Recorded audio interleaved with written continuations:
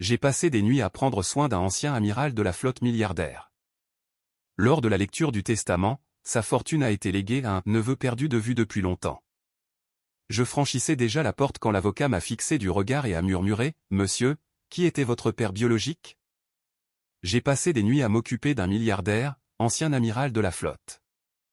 Lors de la lecture du testament, sa fortune fut léguée à un neveu perdu de vue. Alors que je m'apprêtais à partir, l'avocat me regarda et murmura « Monsieur, qui était votre père biologique ?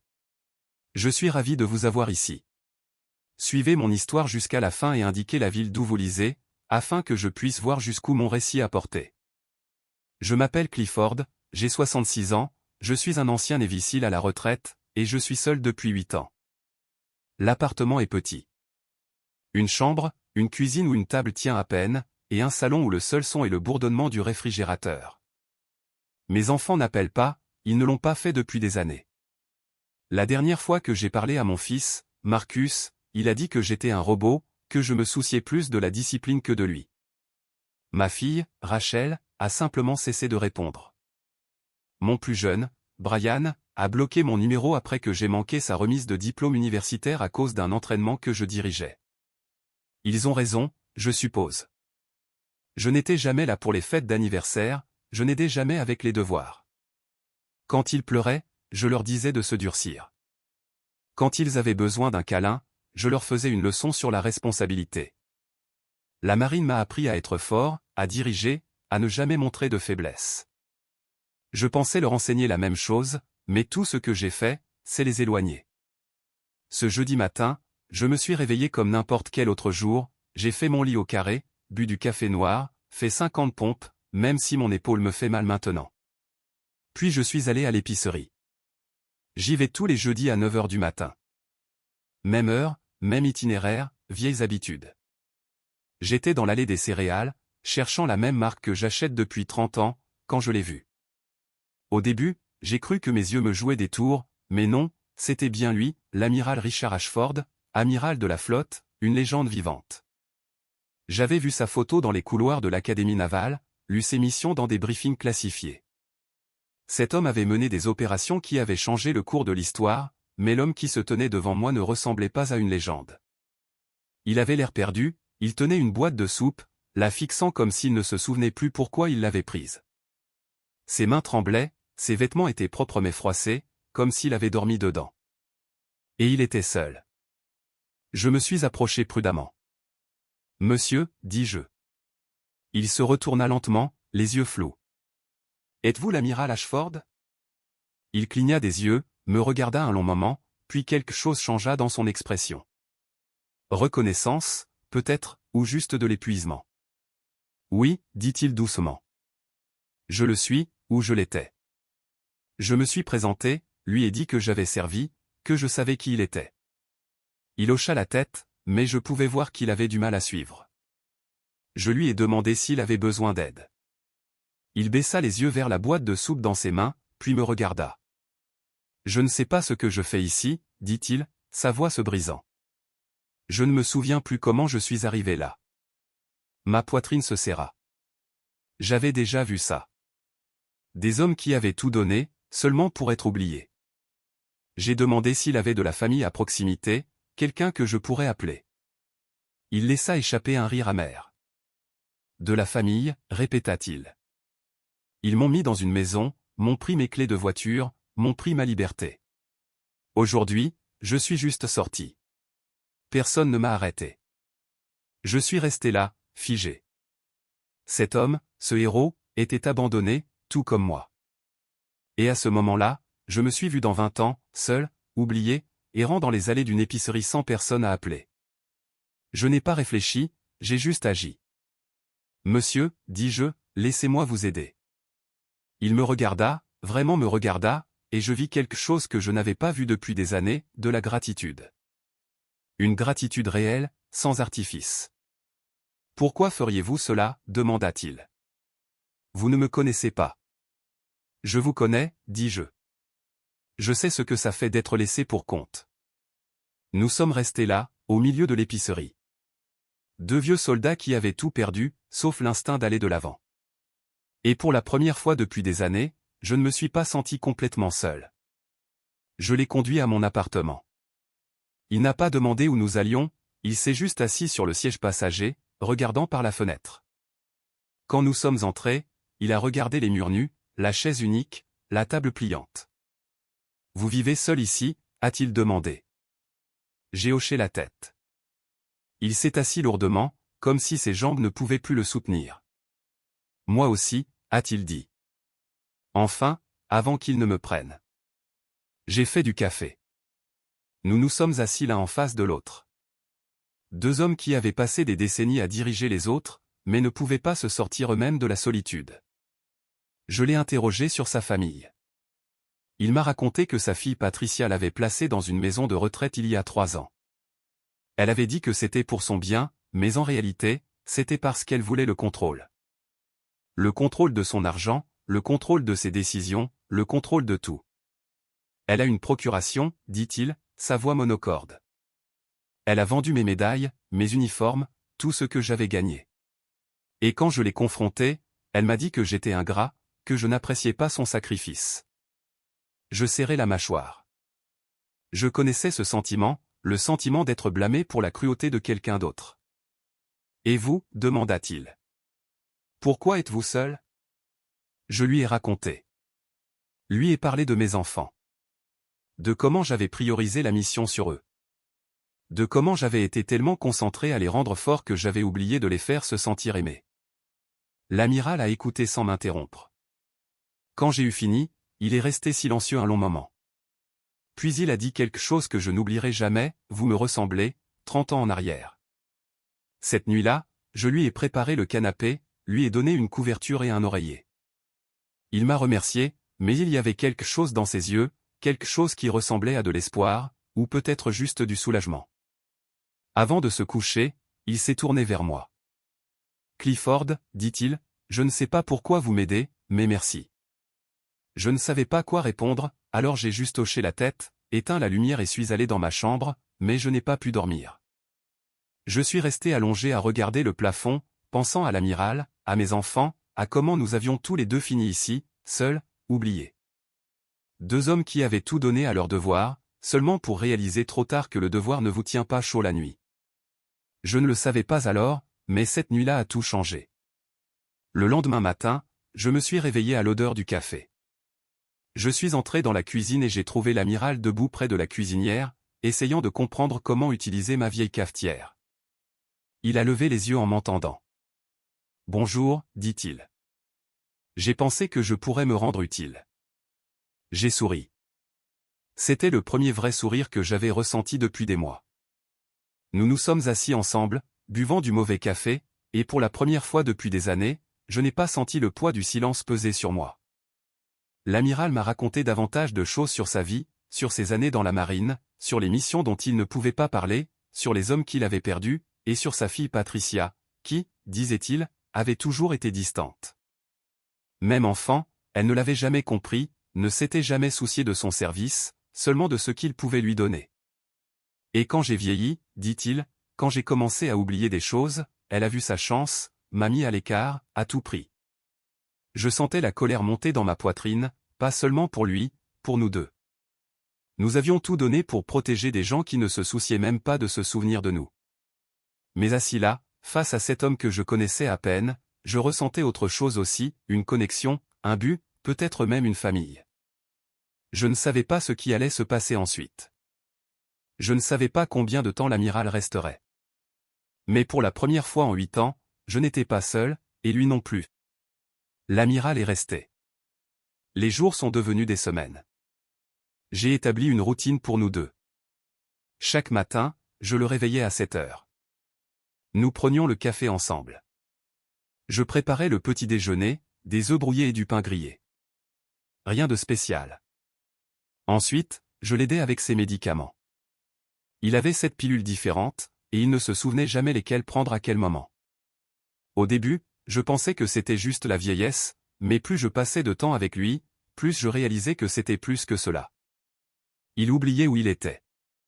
Il m'appelait par des noms que je ne reconnaissais pas. Certains jours, il me regardait comme si j'étais un étranger. D'autres jours, il me racontait des histoires de son passé avec une clarté parfaite. Je l'ai emmené à l'hôpital des vétérans pour un contrôle. Le médecin, une jeune femme qui semblait trop fatiguée pour son âge, a effectué des tests. Quand elle est revenue, son expression était sérieuse. Elle a demandé à me parler en privé.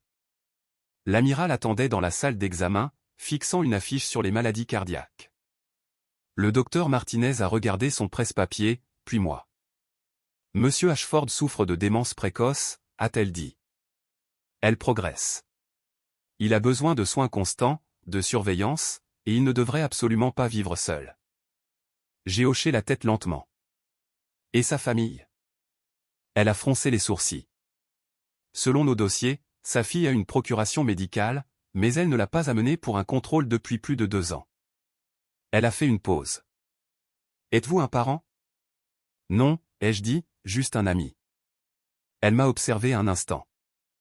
Eh bien, il a de la chance de vous avoir. La plupart des gens dans sa situation finissent dans des établissements où personne ne se soucie vraiment d'eux. Elle m'a tendu une liste de médicaments et d'instructions. Assurez-vous qu'il les prenne, et s'il s'aggrave, ramenez-le immédiatement. Je l'ai ramené à la maison en silence. L'amiral a regardé par la fenêtre, observant le monde défiler. Quand nous sommes rentrés à l'appartement, il s'est tourné vers moi. J'ai entendu ce qu'elle a dit, dit-il doucement. Je perds la tête, n'est-ce pas? Je ne savais pas quoi dire. Alors, je lui ai juste dit la vérité, vous n'êtes pas seul. Je vous aiderai. Il a souri, mais c'était un sourire triste. Vous me rappelez quelqu'un, dit-il. Quelqu'un que j'aurais dû mieux connaître. Je n'ai pas compris ce qu'il voulait dire, pas à ce moment-là. Les semaines passèrent. Je cuisinais pour lui, m'assurais qu'il prenait ses médicaments, l'aidais à prendre sa douche quand il ne se souvenait plus comment. C'était étrange au début. J'avais passé toute ma vie à être le dur, celui qui ne montrait pas ses sentiments ou ne faisait pas de choses tendres. Mais prendre soin de l'amiral, c'était différent. Ça semblait juste. Un après-midi, nous étions assis dans le salon. L'amiral regardait un vieil album photo que j'avais trouvé dans son sac. Des photos de lui en uniforme, serrant la main de président, debout sur le pont de porte-avions. Il passa son doigt sur une photo, une version jeune de lui-même avec une femme que je ne reconnaissais pas. C'est Hélène, dit-il doucement. Elle était la seule femme que j'ai jamais vraiment aimée. Je me suis penché en avant. Qu'est-ce qui lui est arrivé? Il ferma lentement l'album. J'étais en poste à l'étranger. Nous avons eu une brève relation. Puis j'ai été déployé. Quand je suis revenu, elle était partie. Je ne l'ai plus jamais revue. Sa voix se brisa. Je l'ai cherchée, des années plus tard, mais je ne l'ai jamais trouvée. J'ai épousé quelqu'un d'autre, j'ai eu Patricia, mais ce n'était plus jamais pareil. Il leva les yeux vers moi, les yeux humides. Je pense à elle tout le temps. Ce qui aurait pu être. Ce que j'ai perdu? Je me suis adossé, sentant le poids de son regret. C'était le même poids que je portais, le poids des occasions perdues, des gens que j'avais repoussés parce que j'étais trop fier, trop concentré, trop obstiné. Nous sommes restés silencieux un moment. Puis l'amiral a parlé de nouveau, sa voix à peine un murmure. Clifford, pensez-vous parfois à vos enfants? Tous les jours, dis-je, tous les jours. Il hocha la tête. Nous sommes pareils, vous et moi. Nous pensions que le devoir suffisait. Nous pensions qu'être fort signifiait être seul. Il me regarda avec une intensité qui perça le brouillard de sa démence. Mais nous avions tort. J'ai senti quelque chose se fissurer en moi. Un mur que j'avais bâti pendant des décennies. Et pour la première fois depuis que mes enfants avaient cessé d'appeler, j'ai senti des larmes me piquer les yeux. Je ne les ai pas laissés couler. Vieilles habitudes. Mais l'amiral a vu. Il a tendu la main et a posé sa main sur mon épaule. C'est normal de ressentir, mon fils. Cela ne vous rend pas faible, mon fils. Il m'a appelé, mon fils. Et à ce moment-là, j'ai réalisé quelque chose. Cet homme, cet étranger que j'avais trouvé dans une épicerie, me comprenait mieux que ma propre famille ne l'avait jamais fait. Le lendemain, la santé de l'amiral s'est aggravée. Il s'est effondré dans la salle de bain. J'ai appelé le 911, je l'ai accompagné dans l'ambulance. À l'hôpital, ils l'ont stabilisé. Le médecin a dit que son cœur était faible, qu'il avait besoin d'une chirurgie, un pontage. Sans cela, il lui restait peut-être 6 mois. J'ai appelé le numéro de Patricia. Elle a répondu au 5e coup. Quoi, a-t-elle claqué? Je lui ai parlé de son père, de la chirurgie, de la gravité de la situation. Il y a eu une longue pause. Puis elle a soupiré, agacée. Je serai là demain. Elle est arrivée 2 jours plus tard. Est entrée dans la chambre d'hôpital comme si elle nous faisait une faveur. Elle n'a pas embrassé son père. N'a pas demandé comment il se sentait. Elle m'a juste regardé. Qui êtes-vous? Je suis celui qui s'est occupé de lui, ai-je dit calmement. Elle plissa les yeux. Pourquoi? Parce que quelqu'un devait le faire. Patricia se tourna vers son père. Papa, tu ne peux pas t'enfuir comme ça. Tu as besoin de soins professionnels. L'amiral la regarda avec des yeux fatigués. Tu veux dire que tu as besoin de mon argent? Son visage se crispa. Ce n'est pas juste. Juste? La voix de l'amiral était plus forte que je ne l'avais entendue depuis des semaines. Tu as vendu mes médailles, Patricia. Tu m'as mis dans cet endroit et tu m'as oublié. Ne me parle pas de justice. Elle ouvrit la bouche, puis la referma. Me regarda avec une haine pure. Puis elle sortit sans un mot de plus. L'amiral me tendit la main. Reste avec moi, Clifford. S'il te plaît, je ne pars nulle part. J'ai promis. La chirurgie était prévue pour la semaine suivante. La veille, l'amiral m'a demandé d'appeler son avocat. Je l'ai fait.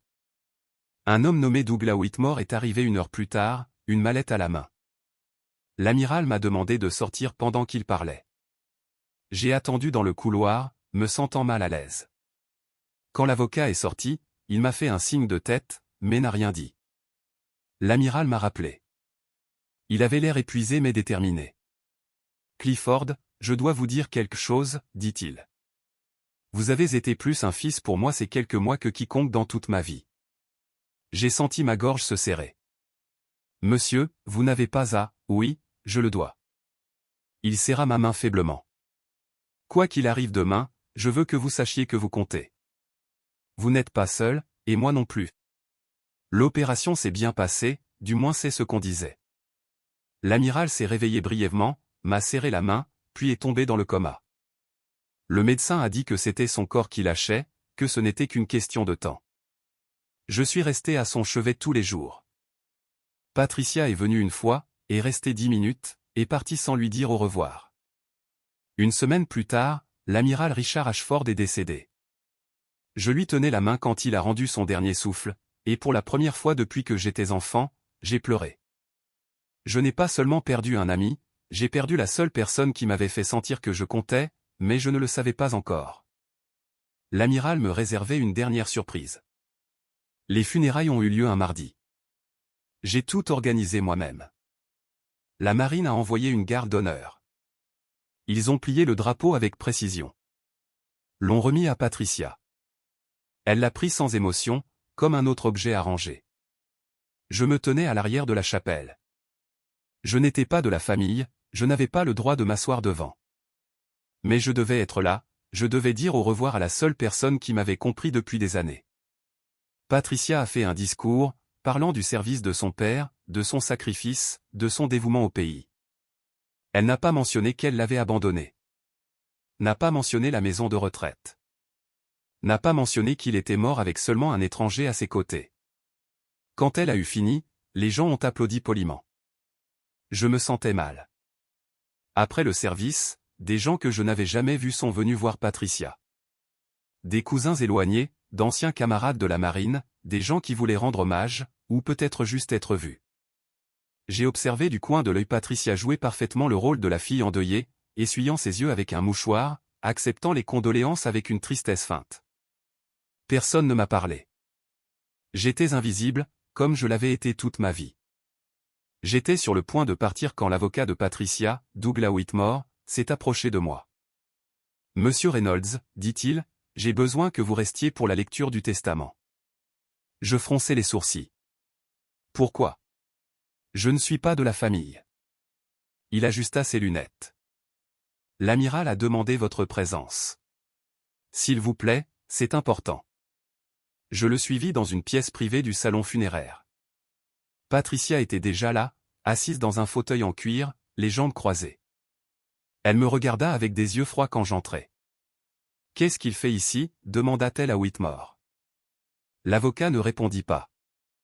Il ouvrit sa mallette et en sortit un épais document.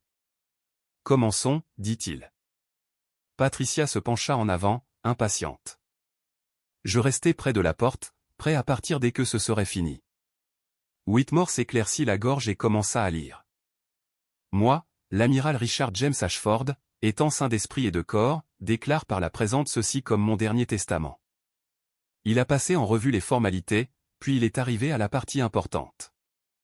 À ma fille, Patricia Ann Ashford, je laisse la somme de $50 000 et mes effets personnels, à l'exclusion des honneurs militaires et des souvenirs.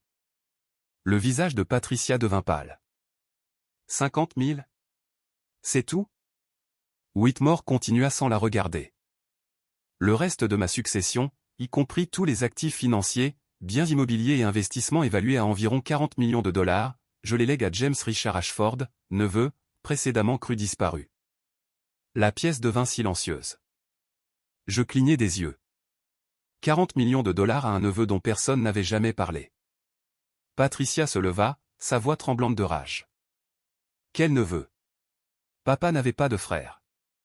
C'est une fraude. Whitmore resta calme. Je vous assure, Madame Ashford, c'est légitime. James Richard Ashford est le seul bénéficiaire de la succession de votre père. Patricia frappa la table de ses mains. Je vais contester cela. C'est insensé. Elle me désigna du doigt. Il a probablement manipulé mon père. L'a convaincu de changer le testament pendant qu'il était malade. Je sentis ma mâchoire se crisper. Je n'étais même pas au courant de cela. Whitmore ferma le dossier. Si vous souhaitez contester, c'est votre droit. Mais je dois vous informer que votre père avait anticipé cette réaction. Il a laissé une documentation détaillée, des évaluations médicales prouvant sa compétence mentale au moment de la signature, et des témoignages. Le visage de Patricia se tordit de fureur.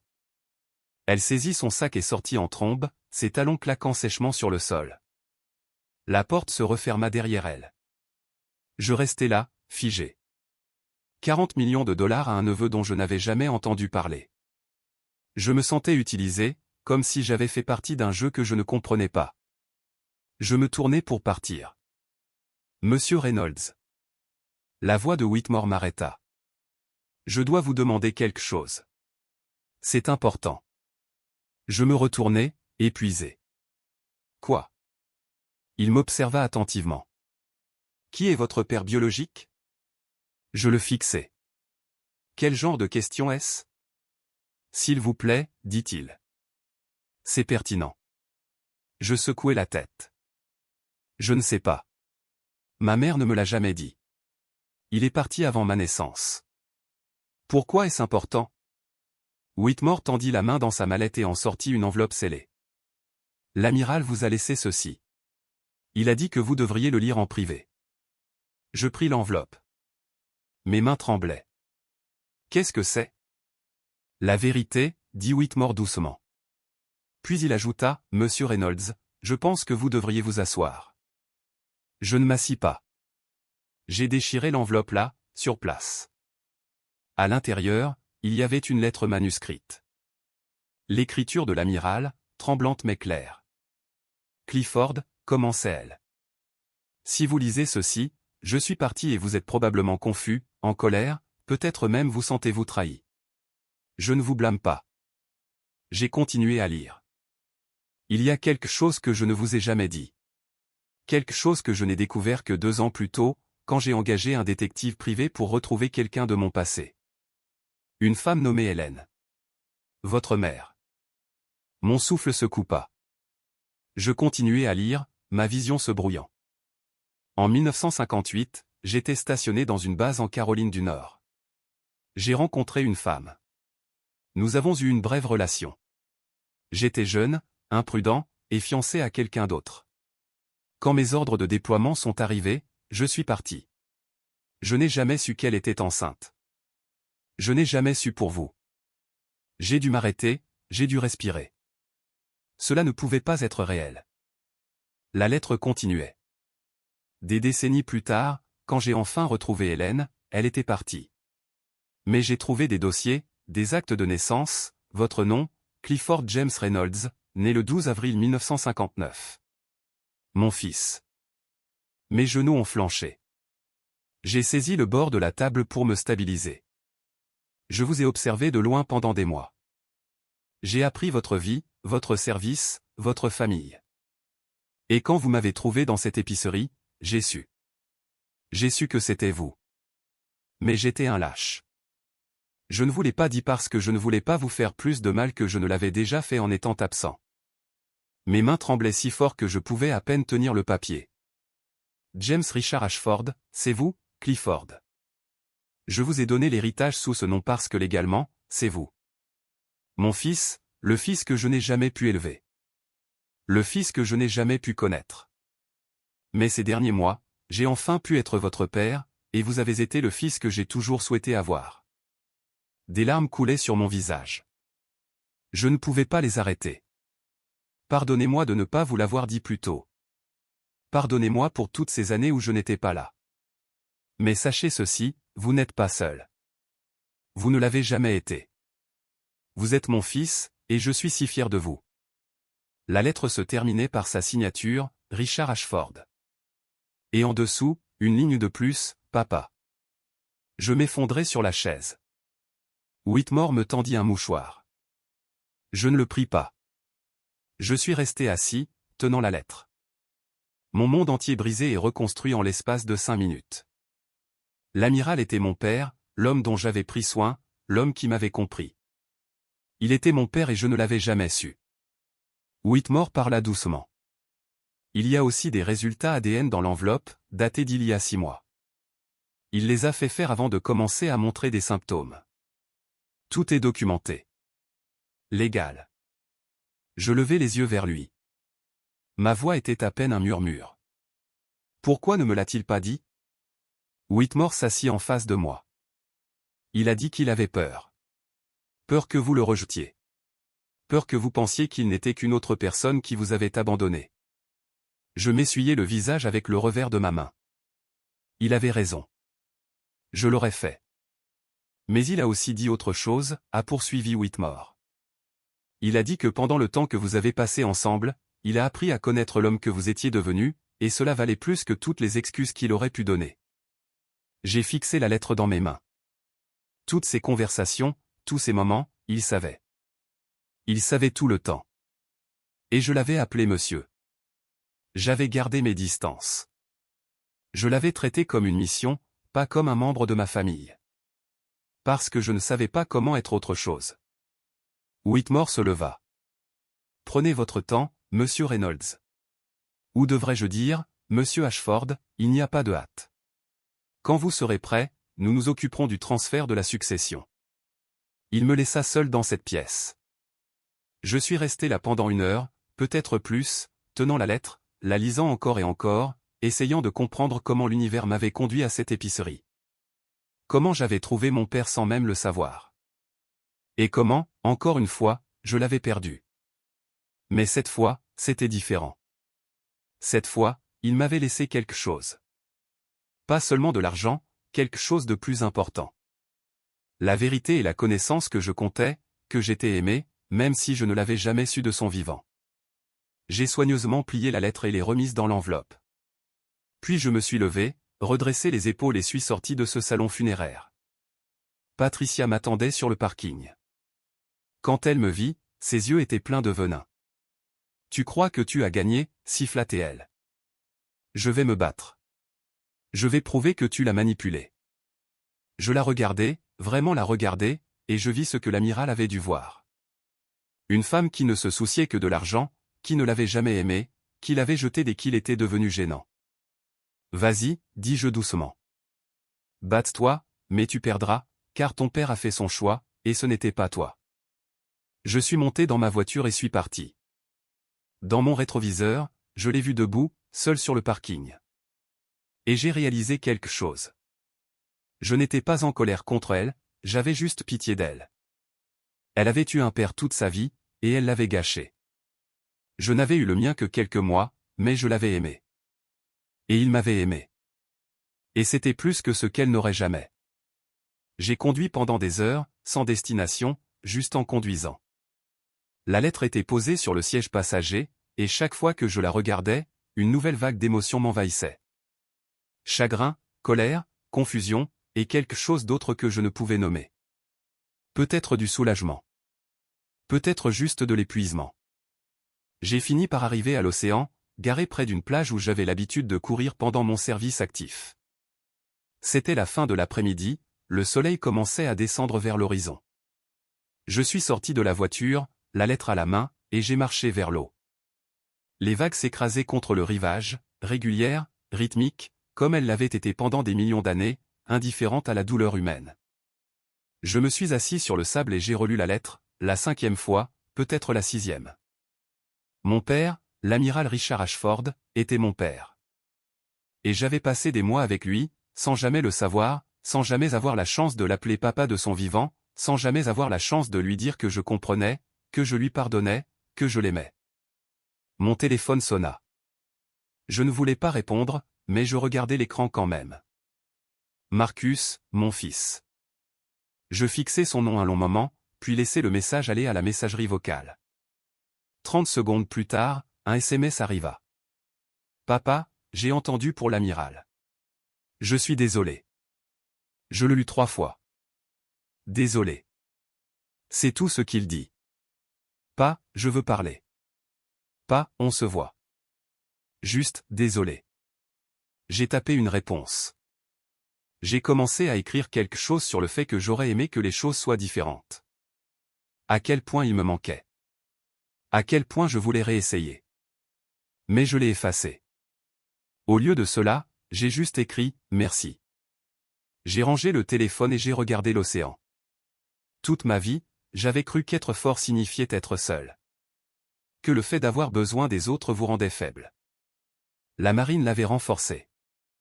Elle m'avait fait croire que la mission était tout. Que les émotions étaient des distractions. Que l'amour était un luxe que je ne pouvais pas me permettre. Mais assis là, tenant la lettre de mon père, j'ai réalisé à quel point j'avais eu tort. La force ne consistait pas à rester seul. Il s'agissait de laisser les gens entrer, d'être suffisamment vulnérable pour se connecter. Et j'avais passé 66 ans à refuser de le faire. L'amiral avait compris. Il avait fait les mêmes erreurs. Et à la fin, il avait essayé de les réparer. Non pas en exigeant le pardon, non pas en forçant la réconciliation, mais en me montrant par ses actions ce que cela signifiait de prendre soin des autres sans rien attendre en retour. Il avait été mon père pendant 3 mois. Et pendant ce temps, il m'avait appris plus sur le fait d'être un homme que je n'en avais appris en 6 décennies. Je suis resté à la plage jusqu'à la nuit. Quand je suis finalement rentré chez moi, je me sentais différent. Pas réparé, pas guéri, mais différent. Comme si quelque chose en moi avait changé, comme si une porte que j'avais gardée fermée pendant des années s'était enfin ouverte. Le lendemain matin, Whitmore a appelé. Patricia intente un procès, a-t-il dit, contestant le testament, alléguant une influence indue et une incapacité mentale. Je n'ai pas été surpris. Qu'est-ce qu'on fait? On se bat, dit-il simplement. J'ai tout ce qu'il faut. Les dossiers médicaux prouvant que l'amiral était mentalement compétent, les témoignages de médecins, les résultats ADN, et la lettre. Tout est béton. Combien de temps cela prendra-t-il? Des mois, probablement. Peut-être 1 an. Elle va faire traîner ça le plus longtemps possible. J'ai expiré. D'accord. Faites ce que vous avez à faire. Whitmore fit une pause. Clifford, il y a autre chose. L'amiral a laissé des instructions. Des choses spécifiques qu'il voulait que vous fassiez avec l'héritage. Il ne voulait pas que vous ayez juste l'argent. Il voulait que vous l'utilisiez. L'utiliser comment? Il y a une autre lettre dans son coffre-fort. Il voulait que vous la lisiez avant de prendre toute décision concernant la succession. Où est la boîte? First National Bank. Centre-ville. Je vous y retrouverai cet après-midi. J'ai raccroché et je suis resté silencieux.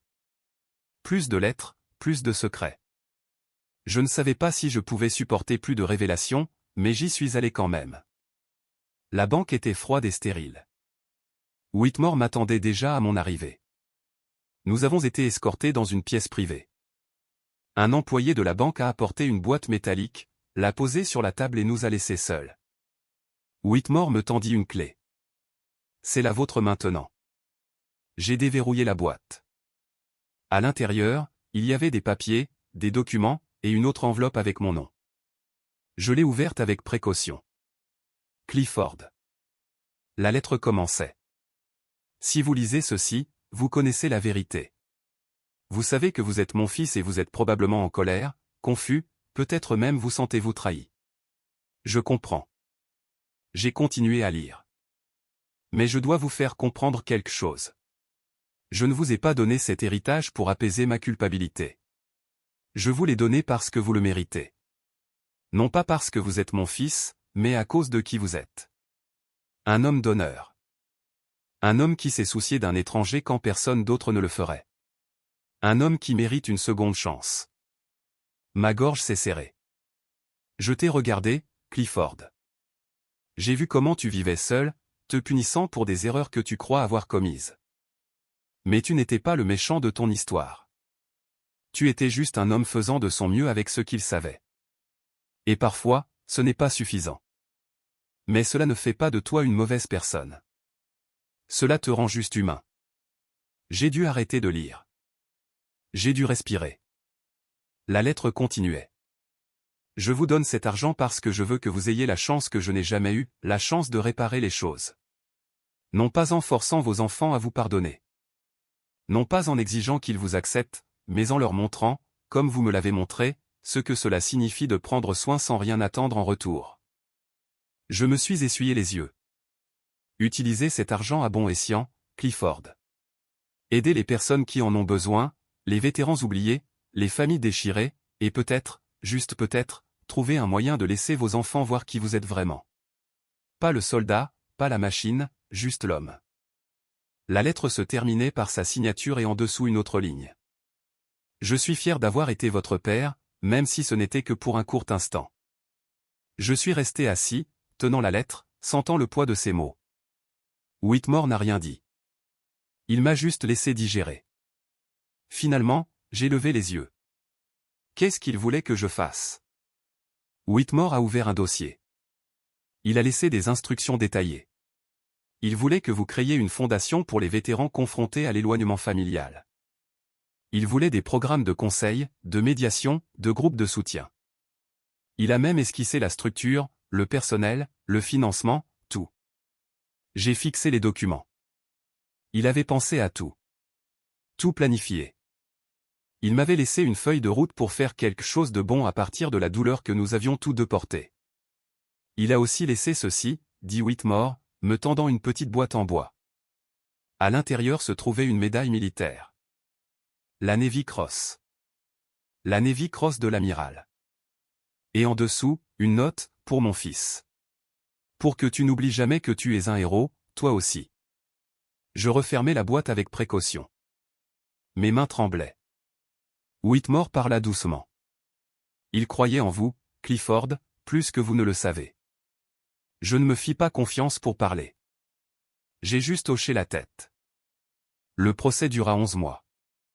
Patricia s'est battue avec acharnement, a engagé des avocats coûteux, a essayé de prouver que l'amiral n'était pas mentalement compétent, a essayé de prouver que je l'avais manipulé, a essayé de prouver que les résultats ADN étaient faux.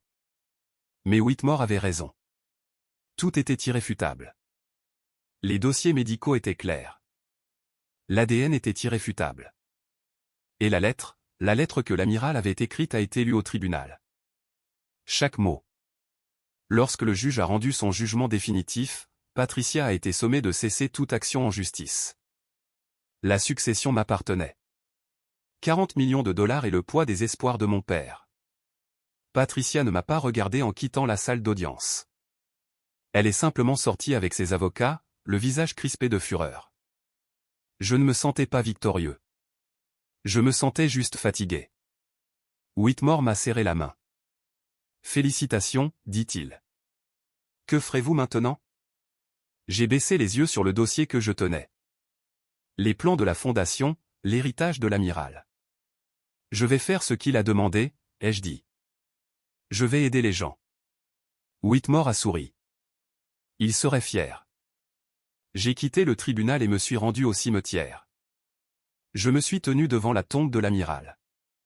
La pierre tombale était simple, juste son nom, son grade et ses dates. J'ai déposé la Navy Cross sur la tombe, je me suis agenouillé dans l'herbe.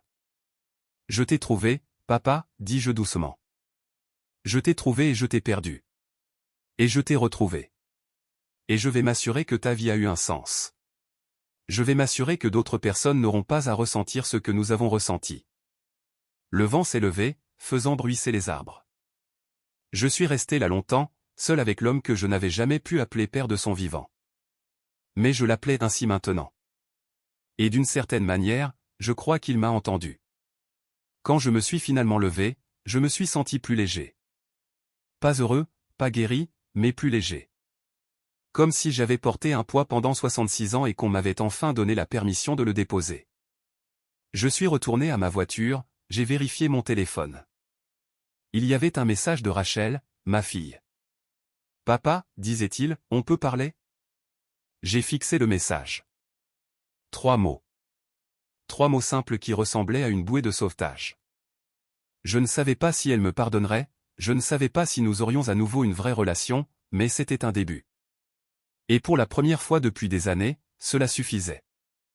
J'ai répondu par « oui, quand tu veux ». Puis je suis parti du cimetière, le soleil se couchant derrière moi, et j'ai réalisé quelque chose. L'amiral m'avait donné plus que de l'argent. Il m'avait donné de l'espoir. L'espoir qu'il n'était pas trop tard. L'espoir que peut-être, juste peut-être, je pourrais encore réparer ce que j'avais brisé. Et c'était le plus grand cadeau que quelqu'un m'ait jamais fait. J'ai rencontré Rachel dans un café près de son appartement.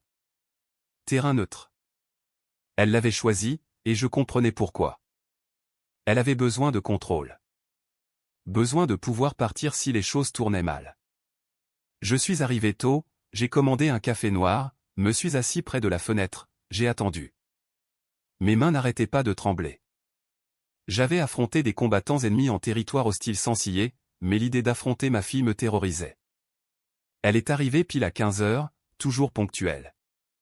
Elle tenait ça de moi, je suppose. Elle m'a repéré immédiatement, a hésité une seconde, puis s'est approchée. Elle avait l'air plus âgée que dans mes souvenirs, 34 ans maintenant. Des rides autour des yeux qui n'étaient pas là avant, mais elle était toujours ma petite fille. Toujours les yeux de sa mère.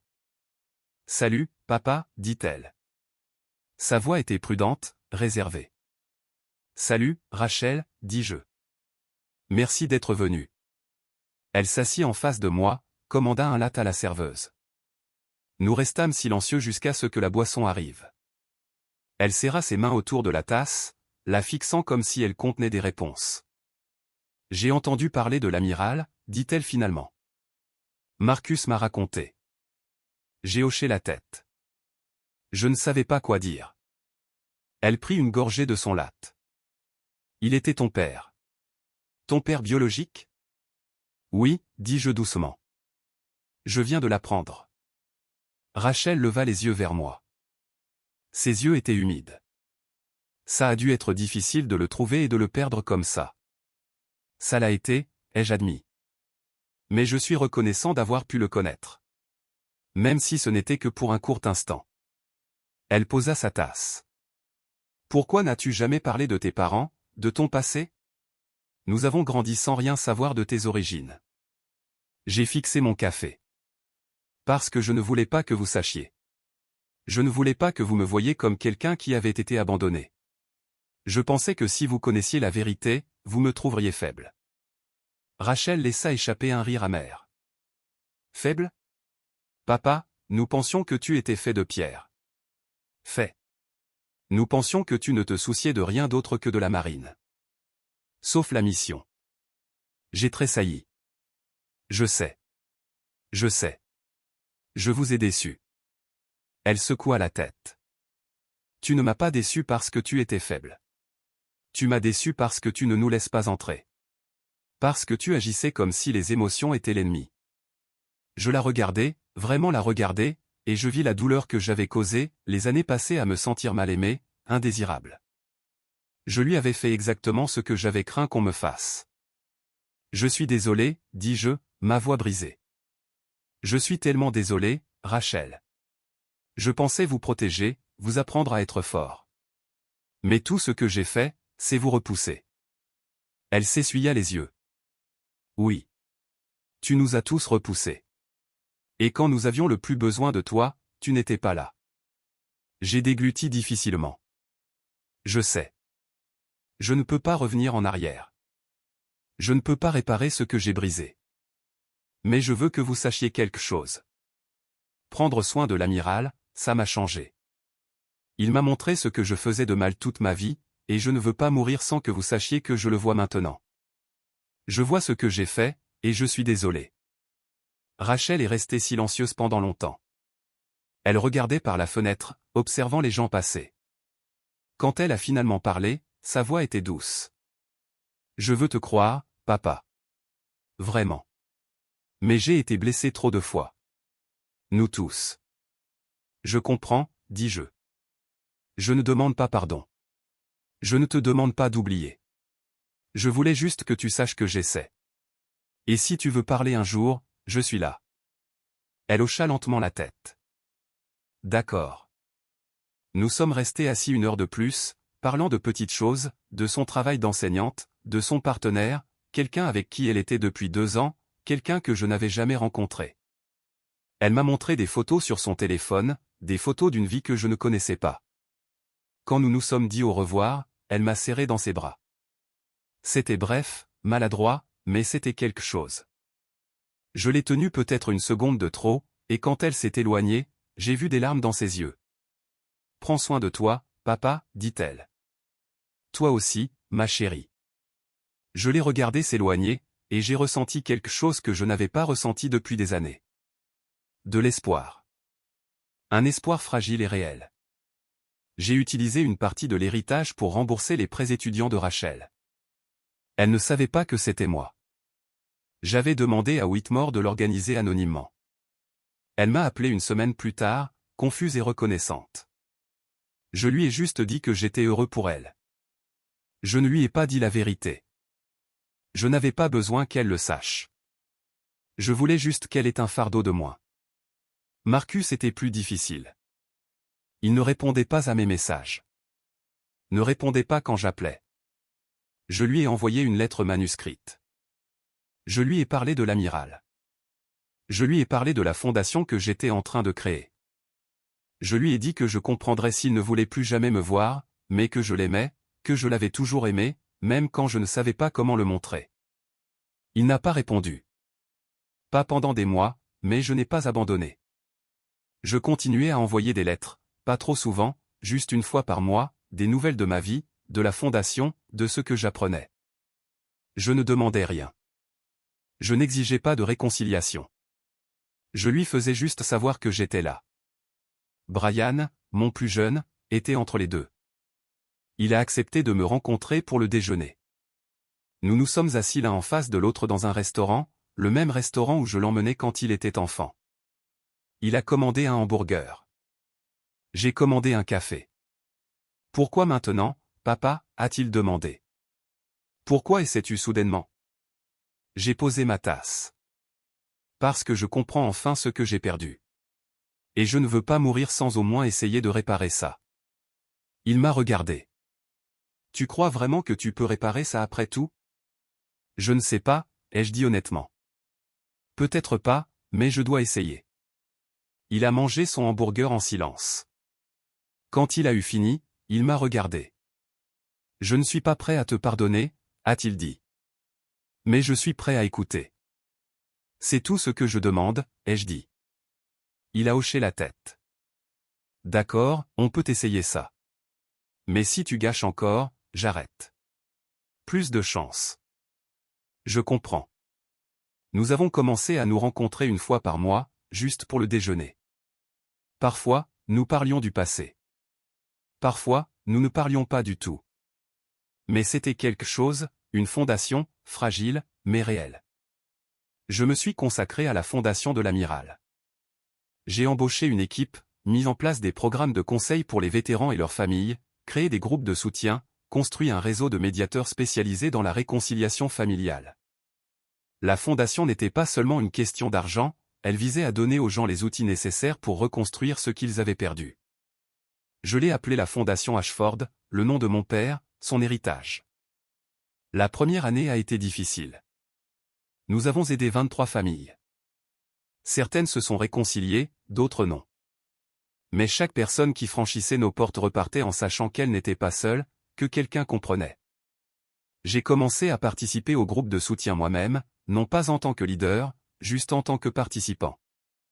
Je m'asseyais en cercle avec d'autres vétérans qui avaient perdu leur famille, qui avaient choisi le devoir plutôt que l'amour, qui portaient les mêmes regrets que moi. Et je partageais mon histoire, je leur parlais de l'amiral, de la découverte et de la perte de mon père, de mes enfants, des erreurs que j'avais commises. Et j'écoutais les leurs. Une nuit, un homme nommé James se leva. Il avait la cinquantaine, marine, divorcé, 3 enfants qui ne voulaient plus lui parler. Il me regarda et dit, « J'ai passé toute ma vie à croire que je faisais la bonne chose, mais je fuyais juste. Fuyant les choses qui me faisaient peur, l'amour, la vulnérabilité, le besoin des gens. » J'ai hoché la tête. Je savais exactement ce qu'il voulait dire.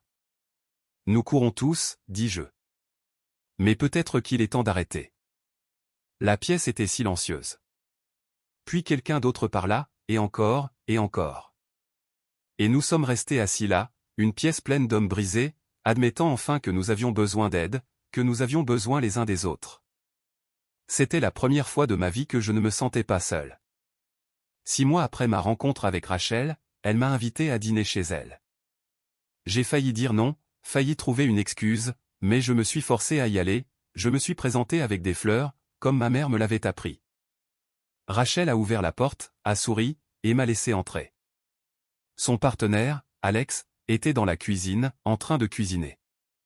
Ils m'ont serré la main, gentil mais prudent. Nous nous sommes assis pour manger des pâtes, du pain fait maison, du vin. C'était simple, mais ça semblait être tout. Nous avons parlé de petites choses, du travail, du temps, des sujets sans risque. Mais ensuite Rachel a dit quelque chose qui a changé la soirée. « Papa, dit-elle. Je suis contente que tu sois venu. » Je l'ai regardée, surpris. « Tu le es ?» Elle a hoché la tête. « Je suis toujours en colère, toujours blessé, mais je vois que tu essaies, et ça compte. » J'ai senti ma gorge se serrer.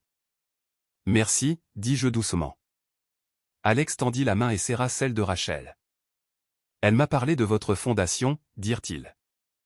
Ce que vous faites pour les autres familles. C'est un très bon travail. » Je regardais mon assiette. J'essaie juste de m'assurer que personne d'autre n'ait à ressentir ce que nous avons ressenti. Les yeux de Rachel étaient humides. « C'est tout ce que j'ai toujours voulu, papa. Pour que tu nous vois, pour que tu me vois. Je le fais maintenant, dis-je. Et je suis désolé que cela ait pris si longtemps. Nous n'avons pas tout réparé cette nuit-là. Nous n'avons pas effacé des décennies de douleur, mais nous avons commencé. Vraiment commencé. » Et quand je suis parti, Rachel m'a de nouveau serré dans ses bras. Cette fois, cela a duré plus longtemps. Et quand elle s'est éloignée, elle a dit, « Reviens le mois prochain. On refait ça. » Je le ferai. J'ai promis. Marcus n'avait toujours pas répondu, mais j'ai continué à écrire, à espérer. Et puis un jour, presque 1 an après avoir envoyé la première lettre, mon téléphone a sonné. Numéro inconnu. J'ai failli ne pas répondre. « Allô, papa. » La voix de Marcus, incertaine, réservée. « Marcus, ai-je dit, mon cœur battant. Je suis là. » Silence. Puis j'ai eu tes lettres. J'ai attendu, je n'ai pas insisté. « Je ne sais pas si je peux te pardonner, dit-il. Mais je voulais que tu saches. Je les ai lues. Toutes. Merci, dis-je. C'est tout ce que j'avais besoin d'entendre. » Un autre silence. « Alors, peut-être qu'on pourra parler un jour. » Pas maintenant, mais un jour. Quand tu seras prêt, dis-je. Je serai là. Il raccrocha. Mais c'était suffisant. Plus que suffisant. Je suis resté dans mon appartement cette nuit-là, fixant le téléphone. Mes enfants étaient toujours blessés, toujours en colère, mais ils me parlaient. Et c'était quelque chose que j'avais cru perdu à jamais. J'ai pensé à l'amiral, à la façon dont il avait passé ces derniers mois à essayer de me donner une seconde chance. À essayer de me montrer qu'il n'était pas trop tard. Et j'ai réalisé quelque chose. Il ne m'avait pas seulement donné de l'argent. Il m'avait donné du temps. Du temps pour reconstruire. Du temps pour guérir. Du temps pour devenir le père que j'aurais dû être. Et je n'allais pas le gaspiller. 2 ans après la mort de l'amiral, je me suis tenu devant le bâtiment de la Fondation Ashford. C'était un endroit modeste. Rien d'extraordinaire, juste un espace de bureau converti avec de grandes fenêtres et une enseigne devant. Mais c'était le nôtre. Un endroit où les vétérans et leurs familles pouvaient venir chercher de l'aide, de l'espoir. À l'intérieur, les murs étaient couverts de photos. Des vétérans qui avaient renoué avec leur famille. Des enfants qui avaient retrouvé le chemin de leurs parents. Des réussites, mais aussi des rappels, des photos de l'amiral, de moi. De tous ceux qui avaient franchi ces portes à la recherche d'une seconde chance. J'ai traversé la pièce principale. Des séances de conseil avaient lieu dans des bureaux privés. Un groupe de soutien se réunissait dans la salle de conférence. Des rires venaient de quelque part dans le couloir. De vrais rires, le genre qui se produit quand les gens baissent enfin leur garde. Sarah, la directrice de la fondation, est venue me voir.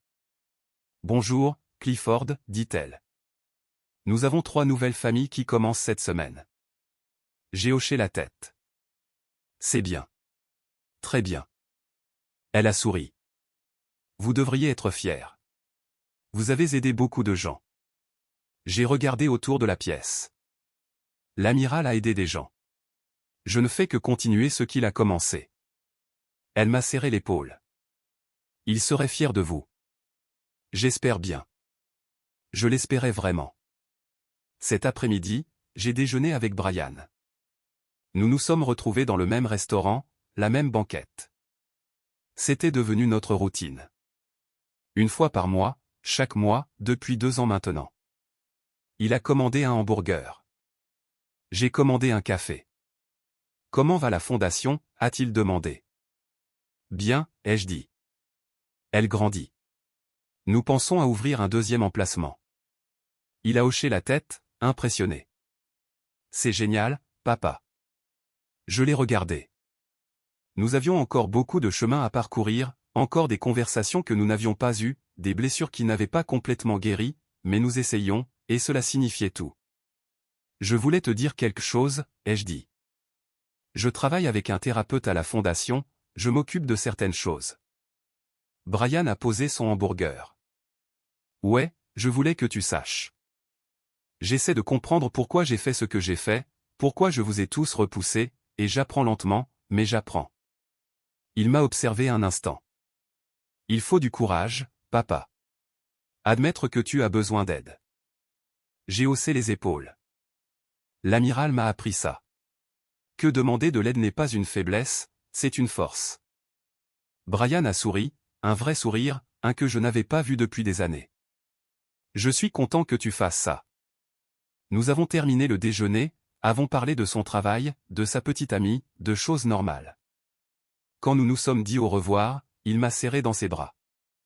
Un câlin rapide, mais sincère.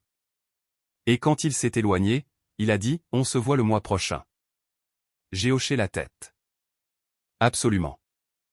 Rachel m'a invité à son mariage. Elle et Alex avaient décidé d'officialiser les choses.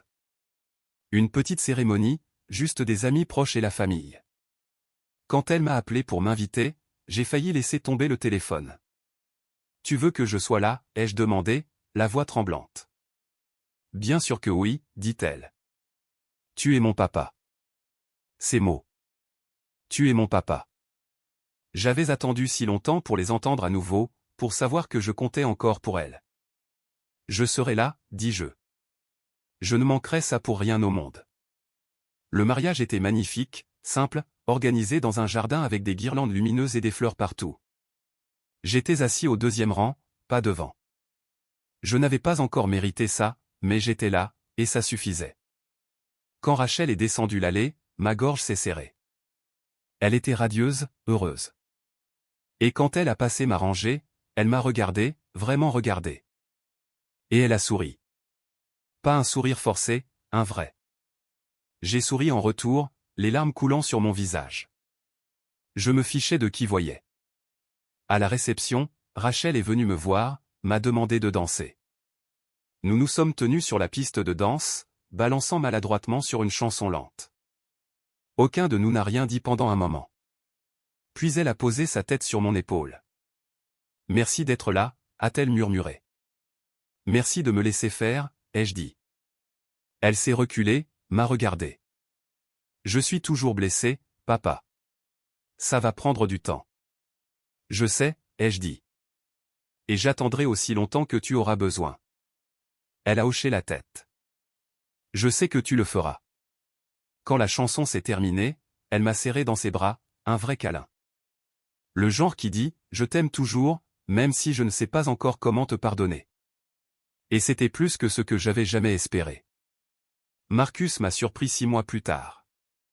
Il s'est présenté à la fondation sans prévenir. J'étais dans mon bureau, en train d'examiner les budgets, quand Sarah a frappé à la porte. « Quelqu'un est là pour vous voir », dit-elle. J'ai levé les yeux. « Qui ? » ?»« Votre fils. » Mon cœur s'est arrêté.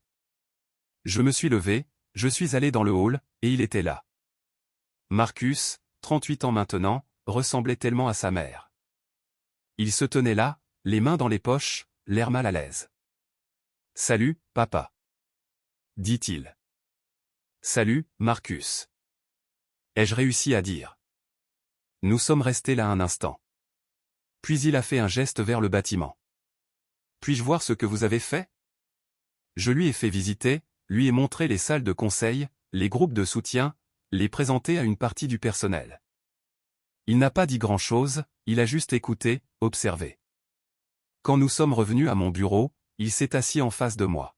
« C'est vraiment bien, papa. » dit-il.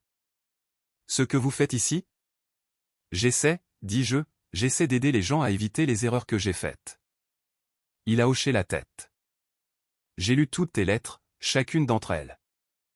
Je ne savais pas quoi dire, alors j'ai juste attendu. Je suis toujours en colère, dit-il. Je ne comprends toujours pas pourquoi tu n'as pas pu être cette personne quand nous étions enfants. Je ne le comprends pas non plus, ai-je admis. J'aimerais pouvoir revenir en arrière.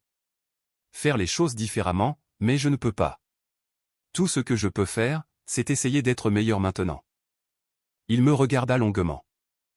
Puis il dit, « Je ne suis pas prêt à te pardonner, mais je suis prêt à essayer de voir si nous pouvons construire quelque chose de nouveau. » C'est tout ce que je demande, dis-je, la voix brisée.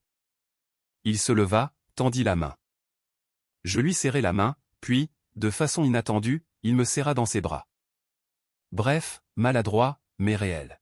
« Prends soin de toi, papa. » dit-il. « Toi aussi, mon fils. » Il est parti, mais il est revenu 1 mois plus tard. Puis 2 mois après cela, nous avons commencé lentement. Café, appel téléphonique, message texte. Ce n'était pas parfait, ce n'était pas facile, mais c'était quelque chose, et c'était plus que ce que j'avais jamais pensé avoir. 3 ans après la mort de l'amiral, j'ai visité sa tombe. C'était devenu un rituel. Chaque année, à l'anniversaire, j'apportais des fleurs, m'asseyais sur l'herbe, lui parlais comme s'il était toujours là. Je lui racontais la fondation, les familles que nous avions aidées, le mariage de Rachel, l'arrivée de Marcus, les déjeuners mensuels de Brian. Je lui racontais tout. « Tu m'as donné une seconde chance, dis-je doucement. Et je ne la gaspille pas. J'essaie d'être l'homme que tu croyais que je pouvais être. » Le vent bruissait dans les arbres. Je suis resté là en silence, ressentant le poids de la gratitude pour un homme qui avait été un étranger, qui était devenu mon père, qui m'avait appris en quelques mois ce que cela signifiait d'être humain. J'ai déposé les fleurs sur sa tombe, touché la pierre tombale, puis j'ai dit quelque chose que je n'avais jamais dit de son vivant, « Je t'aime, papa. » Merci. Je me suis levé, et brossé l'herbe de mon pantalon et suis retourné à ma voiture. Le soleil se couchait, projetant de longues ombres sur le cimetière. Je suis monté, j'ai démarré le moteur, et je suis resté là un instant, à penser, à réfléchir. J'ai pensé à l'homme que j'avais été, le soldat qui ne pouvait pas montrer d'émotion. Le père qui ne pouvait pas montrer d'amour. L'homme qui avait cru que la force signifiait être seul. J'avais eu tort sur tout, mais je n'étais plus cet homme. L'amiral avait vu quelque chose en moi, quelque chose que je ne pouvais pas voir en moi-même. Et il m'avait donné les outils pour devenir meilleur. Pas parfait, mais meilleur. Mon téléphone a vibré. Un SMS de Rachel. Dîner la semaine prochaine. Amène quelqu'un si tu veux. J'ai souri. J'ai répondu, je serai là. Un autre SMS est arrivé. Celui-ci de Marcus. Collecte de fonds pour la fondation le mois prochain. J'aimerais aider si tu veux. J'ai fixé le message, les larmes brouillant ma vision. Bien sûr, ai-je tapé. Cela signifierait beaucoup. Brian avait envoyé un message plus tôt. J'ai oublié de mentionner d'amener ma petite amie au déjeuner la prochaine fois. J'espère que ça va. Plus qu'ok, avais-je répondu. J'ai posé le téléphone et j'ai regardé le cimetière, les rangées de pierres tombales, les vies qui s'étaient terminées, les héritages laissés. Et j'ai réalisé quelque chose. Je n'avais plus peur. Je n'avais plus peur de mourir seul. Je n'avais plus peur d'être oublié. Parce que j'avais enfin fait quelque chose qui comptait. J'avais aidé des gens, vraiment aidé. Et j'avais commencé à reconstruire les ponts que j'avais brûlés. Pas tous. Certains étaient trop endommagés, mais assez. Assez pour savoir que je n'étais plus seul. Je suis rentré chez moi alors que le soleil disparaissait sous l'horizon. Mon appartement était toujours petit, toujours simple, mais il ne me semblait plus vide. Il y avait des photos sur les murs maintenant. Des photos du mariage de Rachel, de Brian et de sa petite amie, de Marcus à la fondation, et au centre, une photo de l'amiral, mon père. J'ai préparé le dîner, je me suis assis à table, dans le silence, mais ce n'était pas le silence pesant de la solitude. C'était le calme de la paix, du contentement, d'un homme qui avait enfin trouvé le chemin de sa maison. Cette nuit-là, j'ai sorti la lettre de l'amiral, je l'ai relue une fois de plus. Ces mots me touchaient toujours de la même manière qu'ils l'avaient fait la première fois. Utilisez cet argent à bon escient. Aidez les gens. Montrez à vos enfants qui vous êtes vraiment. J'avais fait ça. Pas parfaitement, mais j'avais essayé, et j'essayais toujours. J'ai soigneusement plié la lettre et l'ai remise dans son enveloppe. Puis je l'ai placée dans un tiroir à côté de la Navy Cross qu'il m'avait laissée. J'ai fermé le tiroir et je me suis dirigé vers la fenêtre. La ville s'étendait devant moi. Les lumières scintillaient dans l'obscurité. Les gens vivaient leur vie, menaient leur bataille, cherchaient une connexion. J'ai pensé à tous les vétérans qui avaient franchi les portes de la fondation.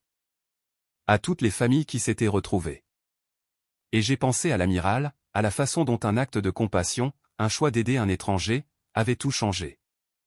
Je n'avais pas retrouvé tous mes enfants, je n'avais pas eu la réunion de famille parfaite, mais j'avais quelque chose de réel, quelque chose d'honnête, et c'était plus que ce que j'avais jamais cru mériter. J'ai pensé aux derniers mots de mon père, tu comptes. Tu n'es pas seul. Il avait raison. Je n'étais pas seul. Plus maintenant. Je me suis détourné de la fenêtre et je suis allé me coucher.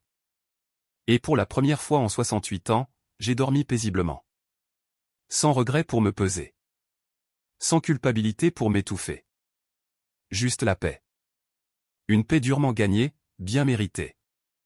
L'amiral m'avait fait un cadeau, pas de l'argent, pas un statut, mais quelque chose de bien plus précieux.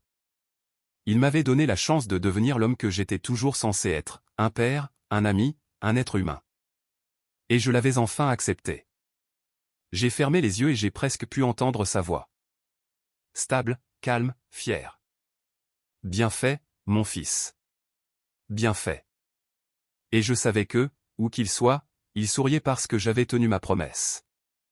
J'avais donné un sens à sa vie. Et en le faisant, j'avais finalement donné un sens à la mienne aussi.